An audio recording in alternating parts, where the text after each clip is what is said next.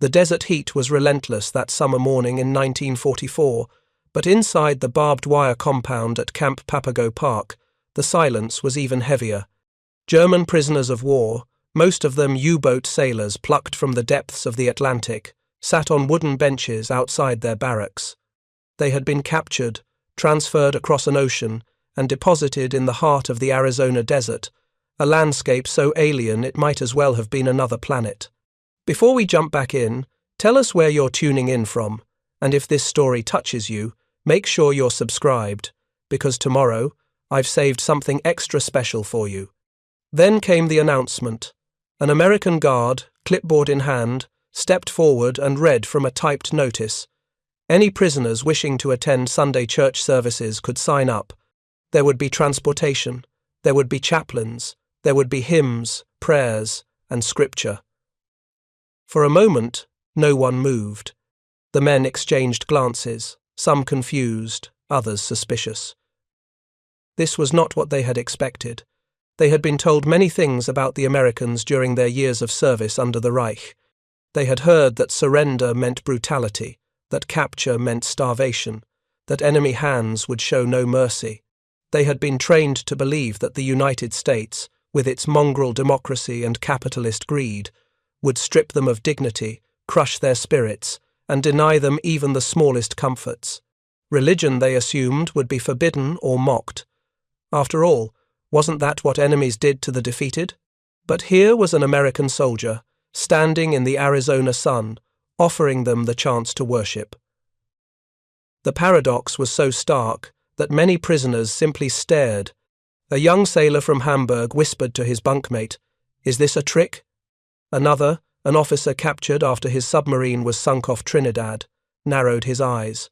"They want to see who still believes. They'll punish us for it later." Yet the offer stood.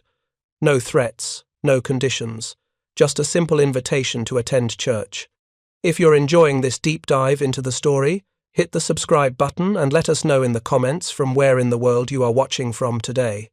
By 1944, the United States had become an unlikely sanctuary for hundreds of thousands of Axis prisoners. The decision to house German POWs on American soil was driven by logistics, necessity, and international agreements. The Geneva Conventions of 1929 had established guidelines for the treatment of prisoners of war, including adequate shelter, food, and critically, the freedom to practice their religion. But adherence to international law was one thing. Actually providing spiritual care to enemy soldiers was another. For the German prisoners arriving at camps across America, especially in places like Arizona, the expectation was grim. Nazi propaganda had spent years painting a picture of American society as godless, decadent, and hostile. The Reich's messaging emphasized that Americans cared only for profit and power, not for the souls of men. To be captured by such a nation, the propaganda suggested, was to be cast into a moral and spiritual wasteland. Arizona itself added another layer of strangeness. For men raised in the forests of Bavaria, the industrial cities of the Ruhr, or the coastal towns of northern Germany, the Sonoran Desert was incomprehensible. The heat was unbearable. The landscape was barren. The distances were vast. Camp Papago Park, located in what is now Phoenix, sat amid red rock buttes and endless stretches of sand. It was isolated, guarded, and surrounded by a terrain so hostile that escape seemed futile. Into this alien world came the prisoners, most of them naval personnel from sunken U-boats. They had fought in the Battle of the Atlantic, stalking convoys, dodging depth charges, living in the cramped, fetid confines of submarines. Many had seen friends die in the cold waters of the North Atlantic. Others had survived the terror of their boats being crushed by Allied destroyers. Now they found themselves behind wire fences in the Arizona desert, uncertain of what awaited them. The camp itself was a study in contrasts. On one hand, it was a prison. Guard towers loomed overhead, barbed wire stretched in every direction. Armed soldiers patrolled the perimeter. Roll calls were strict. Discipline was enforced. The men were counted, searched, and supervised. On the other hand, the conditions were shockingly humane. The prisoners were fed regularly. They had access to medical care. They slept in barracks, not holes in the ground. They received mail from home, subject to censorship. They were even paid modest wages for their labour, but none of this prepared them for the announcement about church services. Religion had been a complicated matter in Nazi Germany. The regime's relationship with Christianity was fraught with tension. While many Germans remained devout Catholics or Lutherans, the Nazi Party had worked to co-opt and control religious institutions. German military chaplains existed, but their role was often more about boosting morale and supporting the war effort than providing genuine spiritual care. The emphasis was on duty, sacrifice, and loyalty to the Führer, not on the transcendent questions of faith. For the prisoners at Papago Park, many of whom had been raised in religious households, the years of war had tested their beliefs. Some clung to faith as a source of strength, others had watched it erode under the weight of combat, loss, and propaganda. A few had abandoned it entirely, finding comfort instead in camaraderie, discipline, or the hollow promises of Nazi ideology. But now, in captivity, the question of faith took on new urgency. The Americans, it seemed, were offering something unexpected, not just the freedom to worship, but active support for it. Chaplains would be provided. Services would be organized. Prisoners could gather, pray, and sing hymns without fear of punishment. It was so contrary to what they had been told that many prisoners struggled to process it. Was this a test? A trap? Or something else entirely?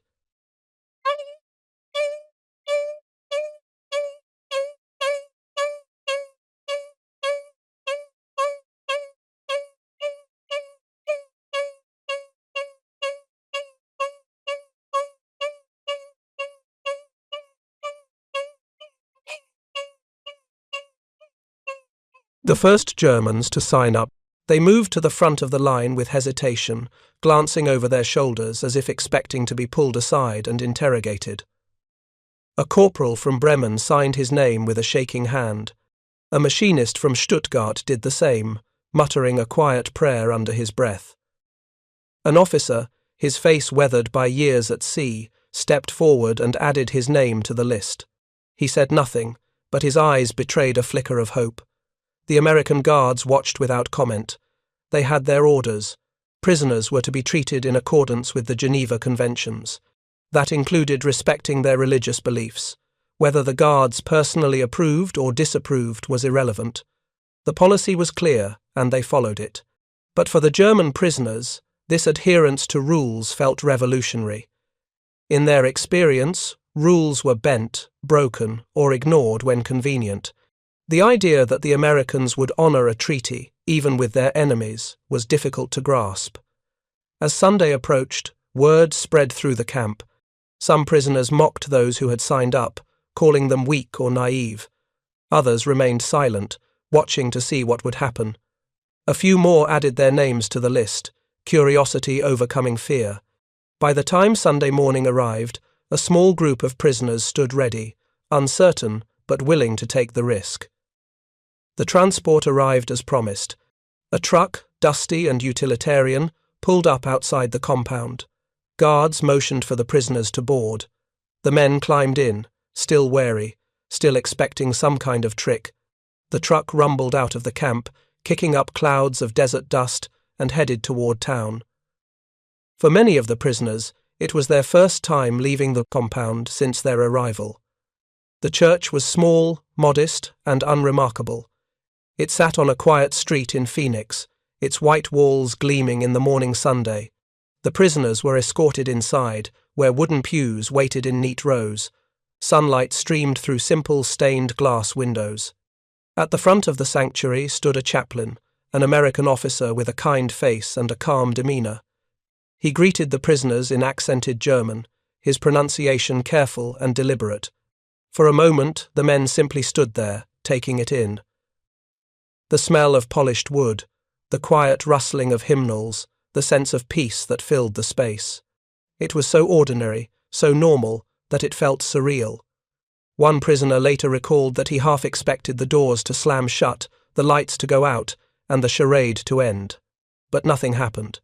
The service began. The chaplain opened with a prayer. His words were simple, direct, and devoid of politics. He spoke of grace, of mercy, of the burdens that all men carry.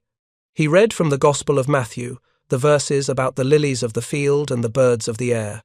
He reminded the prisoners that even in captivity, even in a foreign land, they were not forgotten by God. Some of the men bowed their heads, others stared straight ahead, their faces unreadable. Then came the hymns. The chaplain distributed songbooks, and the prisoners, tentatively at first, began to sing.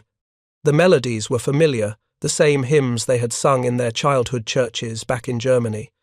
A mighty fortress is our God. How great thou art, silent night, though it was the middle of summer. The words came haltingly at first, then with more confidence. Voices that had been silent for months found strength again. The sanctuary filled with the sound of German men singing in unison, their voices rough but earnest. One prisoner, a sailor from Kiel, later admitted that he wept during that first service. He had not cried when his submarine was sunk. Cried when he was pulled from the water. He had not cried during the long journey to America, but sitting in that small church in Arizona, singing the hymns his mother had taught him, he broke down. The tears came not from sorrow, but from something he could not quite name, relief perhaps, or recognition.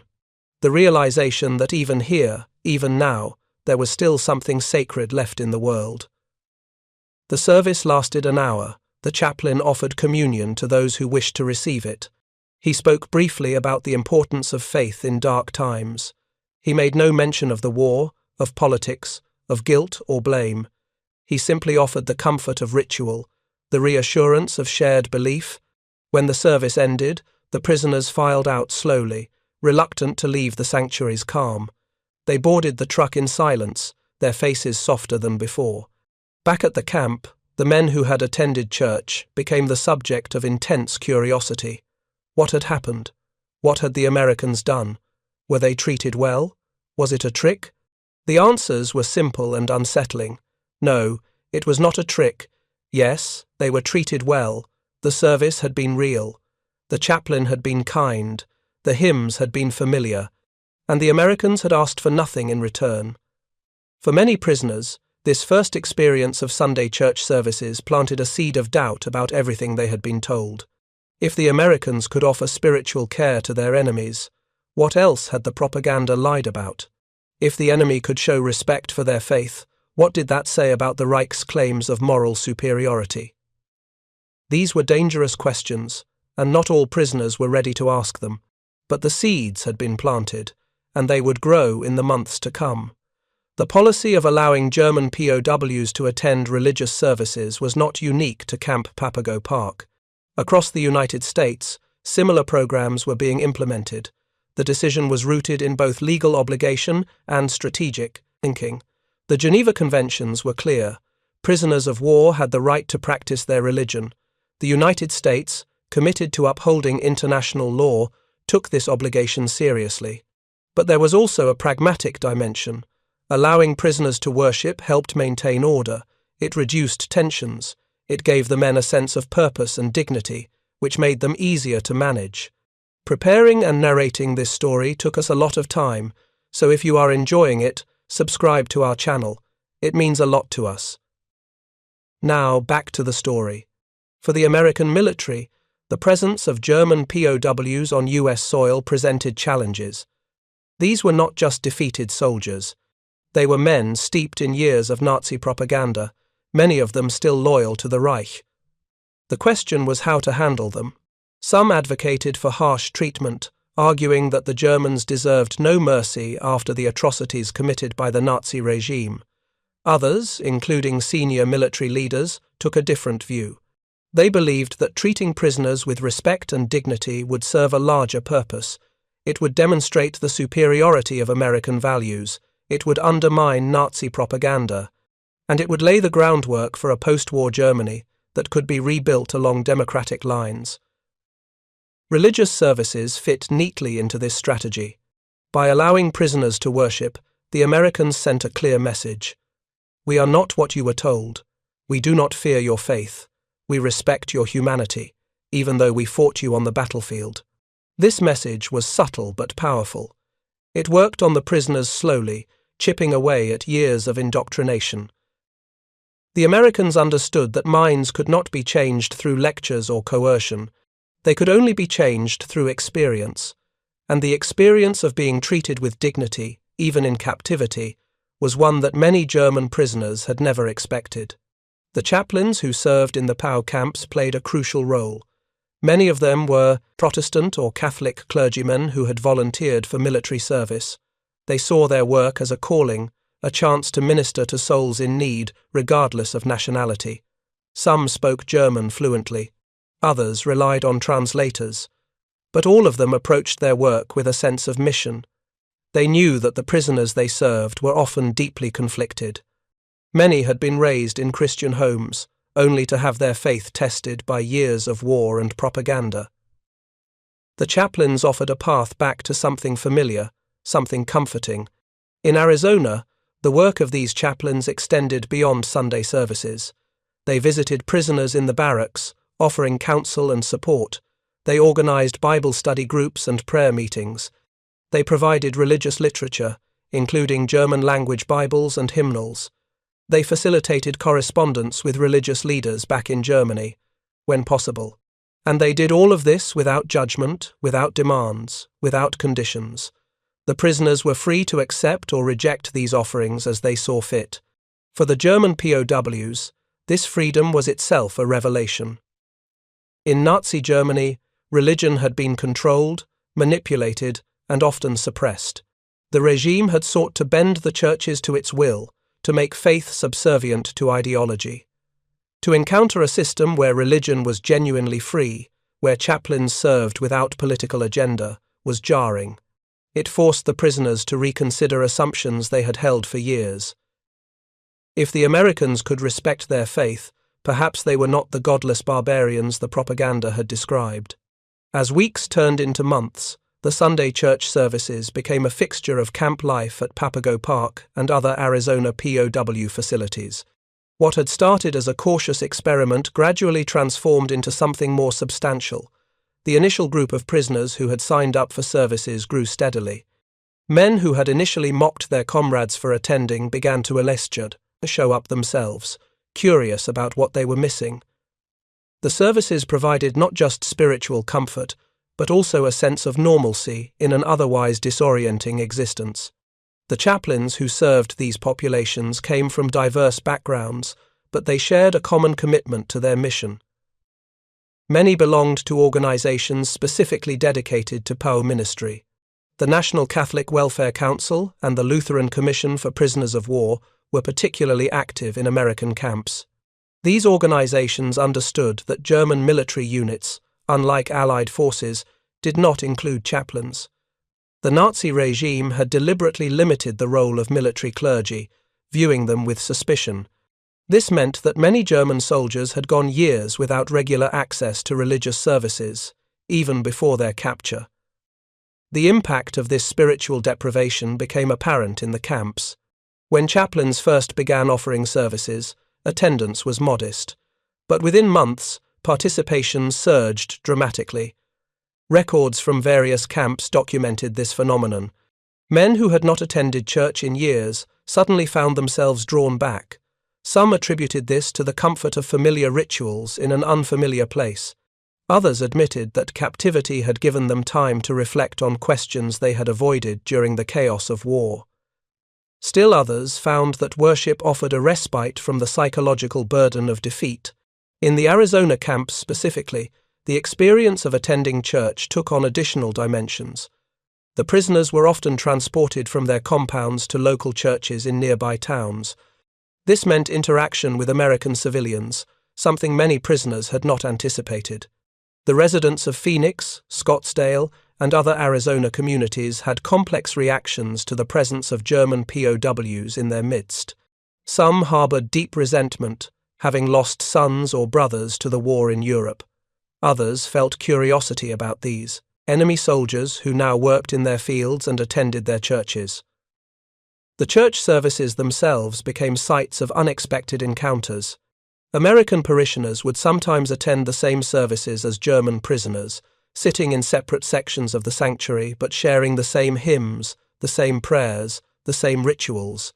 For both groups, these moments carried weight. The Americans saw that the enemy was not a faceless monster, but rather ordinary men, some barely out of their teens, who sang the same songs their own families sang. The Germans saw that American civilians were not the decadent, godless materialists described in propaganda, but rather decent people who took their faith seriously. One particularly striking account came from a prisoner named Klaus, a U-boat engineer captured in 1942. He later wrote in his memoir that his first Sunday at church in Arizona fundamentally altered his understanding of America. He had expected to be treated with contempt, perhaps even barred from entering the sanctuary. Instead, he was welcomed. An elderly American woman, learning he was attending his first service, handed him a hymnal and pointed to the correct page. She smiled at him, a gesture so simple yet so profound that Klaus admitted he was nearly overwhelmed. In that moment, he wrote, I understood that propaganda had lied to me about many things. The content of the services also mattered deeply. The chaplains who led worship made conscious choices about what to emphasize. They focused on themes of redemption, forgiveness, and hope. They avoided political commentary, steering clear of any discussion that might inflame tensions or force prisoners to choose between faith and loyalty to their homeland. Instead, they offered scripture passages that spoke to universal human experiences: suffering, loss, longing for home, the search for meaning in darkness. If you find this story engaging, please take a moment to subscribe and enable notifications. It helps us continue producing in-depth content like this.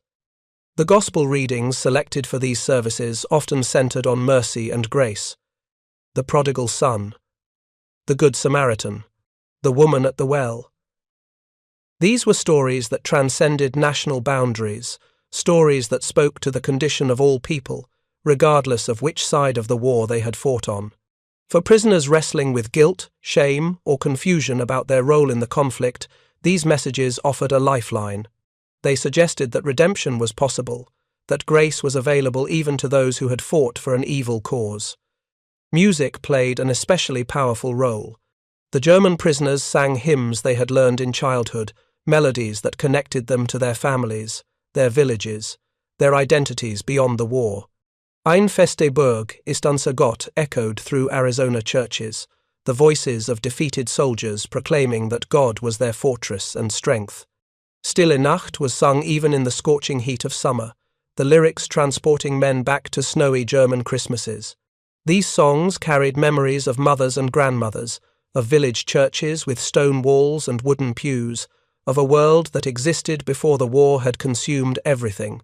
The chaplains encouraged this musical expression, understanding its therapeutic value. They provided German-language hymnals, sometimes going to considerable effort to obtain them. In some camps, prisoners formed choirs that practiced during the week and performed during Sunday services. These choirs became sources of pride for the men, giving them a sense of purpose and accomplishment. The Americans who attended these services often remarked on the beauty of the German singing, the harmonies tight and precise, the voices earnest and heartfelt. Beyond the Sunday services, religious life in the camps took other forms. Bible study groups formed organically, with prisoners gathering in barracks to discuss scripture and theology. Some chaplains led these groups, while others were initiated by prisoners themselves. In one Arizona camp, a former theology student organized weekly discussions of the Book of Job, finding in that ancient text a framework for understanding, suffering, and faith in the midst of inexplicable trials. The discussions were intense, with men debating questions of divine justice, human responsibility, and the problem of evil. Prayer meetings also became common. Small groups of prisoners would gather before lights out to pray together. These gatherings were voluntary and informal, without official sanction or supervision. They represented a grassroots spiritual movement within the camps, driven by the prisoners' own needs and desires. Some men prayed for their families back in Germany, uncertain whether loved ones had survived the Allied bombing campaigns. Others prayed for forgiveness, wrestling with their complicity in the Nazi regime's crimes. Still, others simply prayed for strength to endure their captivity with dignity. The availability of religious literature further supported these spiritual explorations. The camps received donations of German-language Bibles from religious organizations in the United States. These Bibles were distributed freely, without strings attached. Prisoners could request them without fear of being labeled or monitored. Many men who had not owned a Bible since childhood suddenly found themselves reading Scripture daily. Some carried their Bibles everywhere, the pages worn from constant use. Others copied out favorite passages in letters home, sharing words of comfort with family members facing their own trials. The American approach to religious freedom in the POW camps stood in stark contrast to how other nations handled captured enemy soldiers. German prisoners who had served on the Eastern Front before their capture by Americans could draw direct comparisons. They knew what Soviet captivity looked like: brutal conditions, forced labor, systematic cruelty, and certainly no accommodation for religious practice. The survival rate for German POWs in Soviet camps was horrific, with more than half dying from starvation, disease, or mistreatment. Against this backdrop, the American commitment to religious freedom seemed almost incomprehensible. Even within the American system, Arizona camps offered unique experiences. The desert environment, while harsh, provided a kind of isolation that facilitated introspection. The vast open spaces, the stark beauty of the landscape, the endless blue sky, all of these elements created an atmosphere conducive to contemplation. Prisoners who had spent years in the claustrophobic confines of submarines or in the muddy trenches of Europe found themselves confronted with silence and space. For some, this was unsettling. For others, it became a gift, an opportunity to process experiences and emotions they had long suppressed. The guards who supervised these religious activities played an important but often overlooked role. They were tasked with maintaining security while also facilitating worship, a delicate balance. Most took their responsibilities seriously, ensuring that prisoners could travel safely to services and that worship proceeded without disruption. Some guards developed genuine respect for the prisoners' faith, even attending services themselves out of curiosity. These interactions, though limited by language barriers and military protocol, sometimes led to mutual understanding. There were, of course, tensions and complications. Not all prisoners welcomed the religious programming. Hardcore Nazi loyalists viewed church attendance as collaboration with the enemy, a betrayal of the Reich. In some camps, these men intimidated others, threatening those who participated in services with social ostracism or worse. Secret tribunals were held in the barracks, where prisoners accused of fraternizing with Americans faced judgment from their peers. In extreme cases, violence erupted, with loyalists attacking men they deemed traitors. The Americans responded to these internal conflicts by segregating the most troublesome prisoners, transferring hardcore Nazis to separate compounds where they could not threaten others. This policy allowed the majority of prisoners, those who were not ideologically committed to the regime, to participate in religious and educational programs without fear. The segregation policy was controversial, with some arguing it coddled prisoners who deserved harsher treatment. But military officials maintained that separation served both security and humanitarian goals, protecting vulnerable prisoners while maintaining order. As 1944 turned into 1945, the war in Europe moved toward its conclusion. News of Germany's deteriorating position filtered into the camps through official channels and smuggled information. The prisoners learned of the failed Ardennes offensive, the crossing of the Rhine, the Soviet advance from the east. Each defeat chipped away at any remaining hope that the Reich might survive. For many prisoners, this news deepened their engagement with faith. If Germany was truly lost, if the cause they had fought for was doomed, then what remained? For some, religion offered an answer, a foundation that transcended national identity and military loyalty. The liberation of concentration camps in the spring of 1945 brought a different kind of crisis.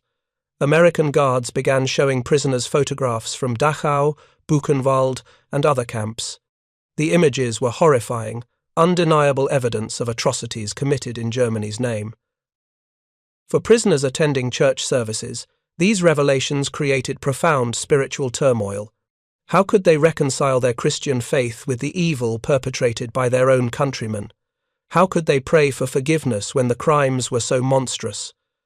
The chaplains who ministered to prisoners during this period faced enormous challenges. Men came to them with questions that had no easy answers. Why had God allowed such evil? How could Christians have participated in genocide? Was redemption possible for a nation that had committed such crimes? The chaplains did not offer simplistic reassurances. Instead, they acknowledged the weight of these questions, sitting with prisoners in their anguish and confusion. They pointed to scripture passages about repentance, about the possibility of transformation, about God's capacity to work even through the worst human failures. For some prisoners, confronting the Holocaust through the lens of faith led to genuine conversion experiences. They came to see their participation in the Nazi war effort, however peripheral, as sin requiring confession and repentance. They sought absolution, not from their American captors, but from God. These conversions were often dramatic and emotional, with men weeping openly during services, seeking prayers and counsel, fundamentally reorienting their understanding of themselves and their nation. Others struggled in different ways. They did not deny the evidence of atrocities, but they could not fully integrate it into their worldview. These men attended church services mechanically, going through the motions of worship without genuine engagement. The hymns brought no comfort, the prayers felt hollow. The sermons seemed irrelevant to the moral catastrophe confronting them. For these prisoners, faith became a burden rather than a refuge, a reminder of all they had lost and all they could never recover. The end of the war in May 1945 brought both relief and new anxieties. Germany had surrendered unconditionally. The Reich was dead. But what came next? The prisoners in Arizona camps understood that they would eventually be repatriated, but the timeline was uncertain. Some would remain in American captivity for months or even years after the war ended. During this extended period, religious services took on new significance. They became spaces where prisoners could process the magnitude of Germany's defeat and begin imagining a future beyond the war. Chaplains adapted their ministries to address these new realities. They organized discussion groups focused on rebuilding, on moral responsibility, on what it meant to return to a shattered homeland. They encouraged prisoners to think critically about the Nazi ideology they had once accepted, to recognize the lies they had been told, and to commit themselves to creating a different kind of Germany. These were not political lectures, but rather spiritual and moral conversations, grounded in Christian ethics and theology. The impact of these religious programs extended far beyond the war years. Many German prisoners who attended church services in Arizona camps later credited those experiences with transforming their lives. They returned to Germany carrying memories of chaplains who had shown them kindness, of hymns sung in desert sanctuaries, of Americans who had treated them not as monsters, but as men capable of redemption. Some became active in church leadership back in Germany, working to rebuild religious institutions and promote reconciliation. Others carried quieter gratitude, privately acknowledging that their captivity in America had saved them in more ways than one. The American decision to allow and facilitate religious worship for German POWs represented a calculated gamble. Military planners hoped that treating prisoners humanely would undermine Nazi propaganda, demonstrate American values, and lay groundwork for a democratic post-war Germany.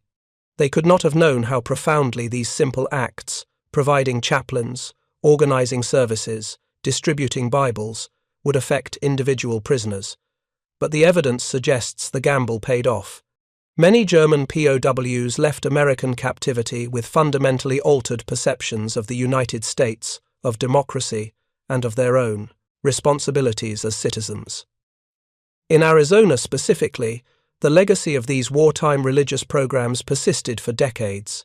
Former prisoners returned to visit the sites of their captivity, now elderly men eager to show their families where they had spent the war years. Some reconnected with chaplains who had ministered to them, renewing friendships forged in difficult circumstances. Others attended reunions where former prisoners and guards gathered to share memories and reflect on the strange bonds formed between enemies. At these gatherings, stories of Sunday church services featured prominently, remembered as moments of grace in the midst of suffering. The shock that German prisoners initially felt upon being invited to attend church services never fully wore off. Even decades later, veterans would speak of that first Sunday with wonder. They had expected cruelty and received dignity. They had braced for hatred and encountered respect. They had prepared for spiritual abandonment and found instead that their captors valued their souls. This unexpected grace became, for many, the defining memory of their American captivity, the moment when propaganda shattered against the reality of lived experience. The chaplains who served in these capacities rarely received public recognition for their work. They were not celebrated in newspapers or honored with medals. Their ministry happened quietly, in small churches and makeshift chapels, witnessed by prisoners who had no voice in the broader narrative of the war. Yet their impact was immeasurable. They demonstrated that even in total war, even when facing an enemy responsible for unspeakable crimes, it was possible to maintain moral standards and treat human beings with fundamental dignity. They showed that religious faith, when practiced authentically, could transcend national boundaries and create space for healing. For the German prisoners themselves, the experience of attending church in Arizona became a reference point for understanding America and American values. Long after they returned to Germany, long after the camps were closed and the barbed wire removed, they carried memories of those services. They remembered chaplains who learned German to communicate with them. They remembered American civilians who shared hymnals and smiled at them. They remembered guards who ensured they could worship safely. And they remembered the profound cognitive dissonance of being treated with respect by people they had been taught to hate. This cognitive dissonance proved to be one of the most powerful forces for change. When experience contradicts propaganda so dramatically, minds begin to open, questions arise, assumptions crumble. The German prisoners who attended church services in Arizona returned home with seeds of doubt about everything the Nazi regime had told them. If the Americans were not godless barbarians, what else had been a lie? If the enemy could show mercy, what did that say about the cause for which they had fought? These questions did not always lead to comfortable answers, but they forced a reckoning that might not have occurred otherwise. The story of German POWs attending church services in Arizona is not one of dramatic heroism or violent conflict. It is quieter, more subtle, but no less significant. It is a story about the power of small acts of decency, about the importance of maintaining moral standards even in war, about the capacity of faith to bridge seemingly unbridgeable divides. It is a story about men who expected the worst and found something better, who braced for darkness and encountered unexpected light. In the end, what shocked those German prisoners most was not the desert heat or the alien landscape, or even the fact of their captivity. What shocked them was discovering that their enemies valued the same things they did, that worship and prayer and hymns mattered on both sides of the barbed wire. That humanity persisted even in the midst of total war. This discovery did not erase the horrors of the conflict or absolve Germany of its crimes. But it did suggest that even in the darkest chapters of human history, there remained possibilities for grace, for dignity, for redemption. The guards who unlocked the camp gates each Sunday morning, the chaplains who led worship in accented German, the American civilians who shared their sanctuaries with enemy soldiers, none of them could have known they were participating in a quiet revolution. They were simply following orders, honoring treaties, practicing their faith. But in doing so, they offered something invaluable to men who had lost nearly everything. They offered proof that the world was not as the propaganda had described it, that mercy could coexist with justice, that enemies could still recognize each other's humanity. And so, week after week, month after month, German prisoners climbed into trucks and rode through the Arizona desert to attend church. They sang hymns their mothers had taught them. They listened to sermons about forgiveness and hope. They prayed for families they might never see again. And slowly, almost imperceptibly, they began to change. The shock of being allowed to worship gave way to gratitude, the suspicion that it was all a trick faded. And in its place grew something new, a recognition that perhaps everything they had been told about the enemy was wrong, and that if that was true, then perhaps everything else needed to be reconsidered as well. The transformation that occurred within the barbed wire compounds of Arizona extended far beyond individual conversions or moments of personal revelation. What had begun as a simple administrative decision to comply with the Geneva Conventions evolved into something much more profound, a systematic demonstration that respect for human dignity could survive even the most brutal of wars. The religious programs at camps like Papago Park became laboratories for a different kind of conflict resolution, one that operated not through force or coercion, but through the steady application of principle. By late 1945, with the war concluded and Germany occupied by Allied forces, the question of what to do with hundreds of thousands of German prisoners became increasingly urgent. The United States faced pressure from multiple directions. Some Americans demanded that prisoners be put to work rebuilding Europe as forced labor, a just punishment for the destruction Germany had wrought. Others argued for immediate repatriation, wanting the enemy off American soil as quickly as possible. Still others, including many in the military and State Department, advocated for a more measured approach. They recognized that how America treated these prisoners would shape Germany's future trajectory and influence whether the defeated nation would embrace democracy or fall back into authoritarianism. The religious programs that had flourished during the war years became central to this broader re-education effort. The Americans understood that changing minds required more than propaganda films or mandatory lectures about democracy. It required creating experiences that contradicted everything the Nazi regime had taught. Church services, with their emphasis on individual dignity, moral responsibility, and universal human worth, provided exactly such experiences. The chaplains who had ministered to prisoners throughout the war now found their work taking on new dimensions, preparing men to return to a Germany that no longer existed in the form they had known. In the Arizona camps, this transition period brought both challenges and opportunities. Many prisoners who had initially resisted religious programming now sought it out, desperate for guidance as they contemplated an uncertain future. The collapse of the Nazi regime had left an ideological vacuum.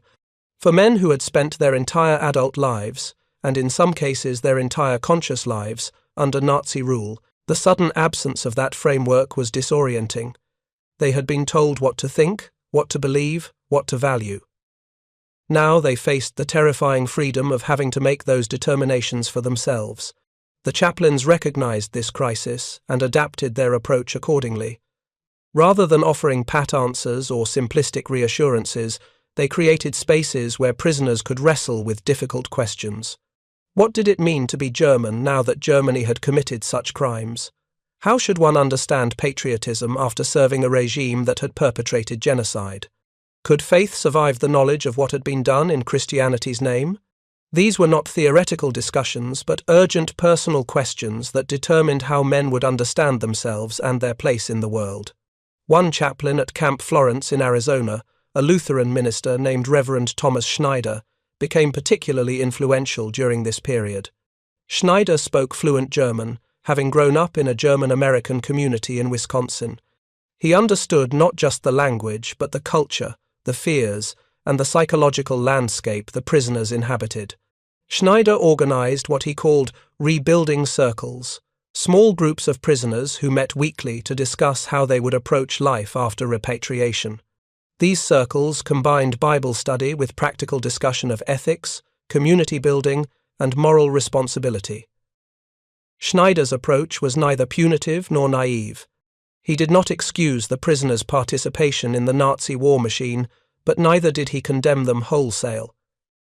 Instead, he focused on forward-looking questions. What kind of men did they want to be? What kind of Germany did they want to help create? What values would guide them as they rebuilt their lives and their nation? The prisoners who participated in these circles later credited them with providing both moral clarity and practical wisdom for navigating the chaos of post-war Germany. The success of these programs did not go unnoticed by American military planners. Officers responsible for preparing occupation policies studied reports from the POW camps, looking for insights into how to approach the broader German population. They noted that prisoners who had participated actively in religious and educational programs showed markedly different attitudes than those who had remained isolated or hostile. The former group expressed greater willingness to accept responsibility for Germany's crimes, greater openness to democratic principles, and greater hope for the future. This correlation suggested that the investment in spiritual and moral education was paying dividends. As 1946 progressed, repatriation began in earnest. Prisoners were processed, interviewed, and eventually shipped back across the Atlantic. The journey home was fraught with anxiety. Many feared what they would find. Their cities had been bombed into rubble. Their families might be dead or displaced. The economy was shattered. Food was scarce. The occupation forces were in control. And hanging over everything was the knowledge of what Germany had done: the death camps, the genocide, the aggressive wars that had cost tens of millions of lives.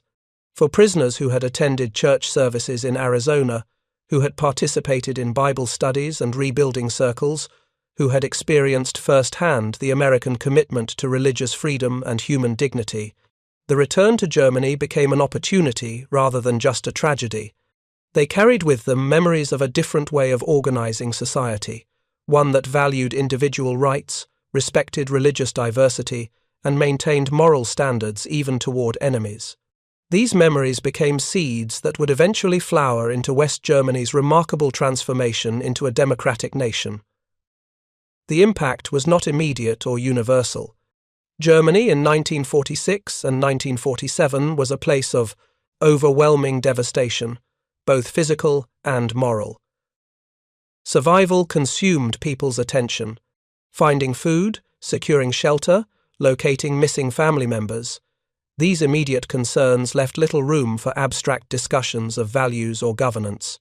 But as conditions slowly stabilized, as the occupation evolved and the division of Germany into East and West solidified, those who had experienced American captivity found themselves in positions to influence their communities. Some became clergy themselves, entering seminaries that were being rebuilt under Allied supervision.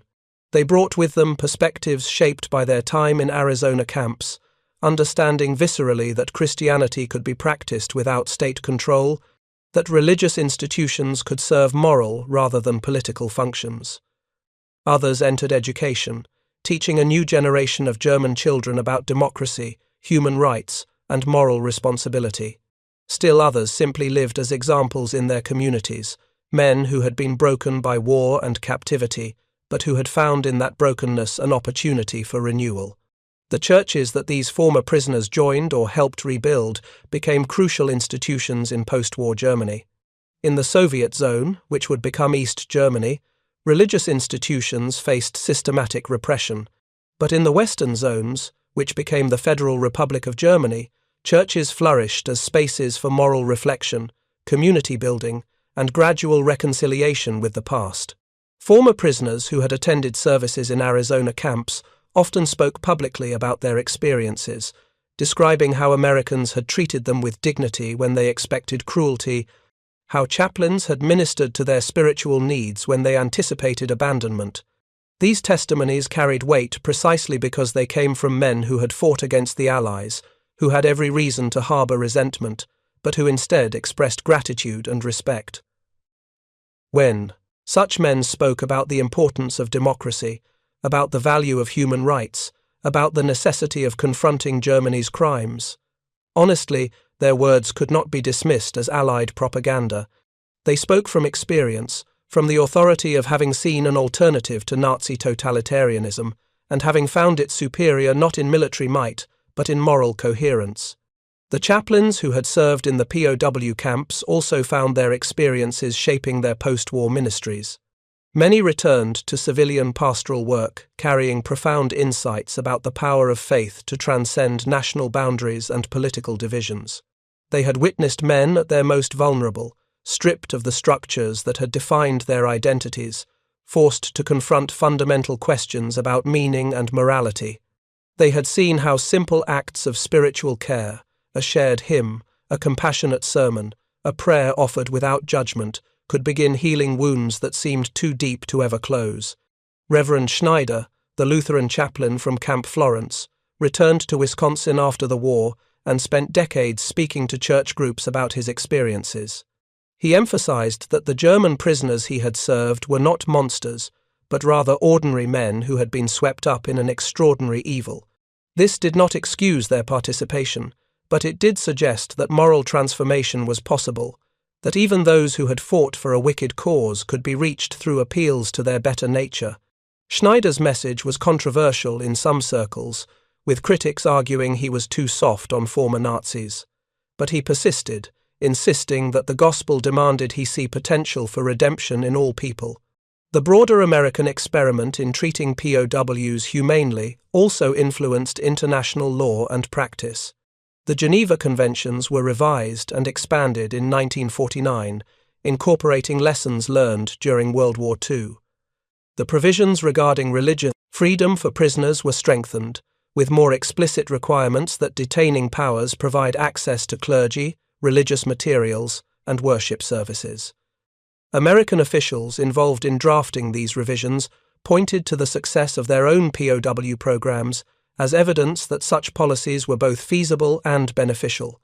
Up next, you've got two more standout stories right on your screen. If this one hit the mark, you won't want to pass these up. Just click and check them out. And don't forget to subscribe and turn on the notification bell, so you don't miss any upload from us.